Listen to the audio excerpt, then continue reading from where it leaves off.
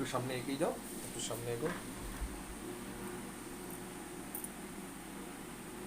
চুল ভর্তি, তাই দেখো লাগবে।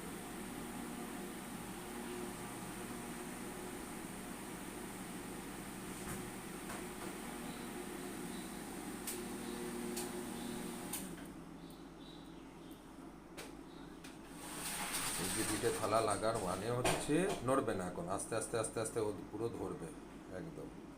এই থালা লাগার মানেই হচ্ছে তোমাকে তন্ত্রোক্ত উপায়ে কেউ ক্ষতি করেছে, বুঝেছো? যেটা তুমি বললে বান কি হয়েছে কি, সেটা হচ্ছে এটা, তোমাকে তন্ত্রোক্ত উপায়ে ক্ষতি করা আছে, সেটার জন্যই তোমার পিঠে এই থালা লাগবে, বুঝতে পেরেছ? এবার যতক্ষণ এই বান কাটাবে ততক্ষণ অবধি তুমি তোমার কেরিয়ার দাঁড় করাতে পারবে না, কোনোভাবেই দাঁড় করানো যাবে না। এবং শরীর অসুস্থ হওয়া, এই যে দুর্ঘটনা যেগুলো বললাম, সেই জায়গাগুলো কিন্তু তোমার আস্তে আস্তে ধরবে, অ্যাক্সিডেন্ট এগুলো, বুঝতে পেরেছো? এই জায়গাগুলো তোমাকে কিন্তু ঘিরে ধরবে। তাই সেই জায়গাগুলোর থেকে তোমাকে বাঁচতে হলে তোমাকে কিন্তু ওই সিধে সাপটা জিনিস তোমাকে বান কাটাতেই হবে। এই বান নানা রকম হয়, বান শুধু একরকম হয় না, কারোর বিয়ে আটকে দেয়, কারোর এই যে রোজগার, তোমার যে রোজগার করার জায়গায় ভীতি ঢুকে গেল, তুমি একটা এত বড় কারিগর কিন্তু আজকে দিনে যদি নতুন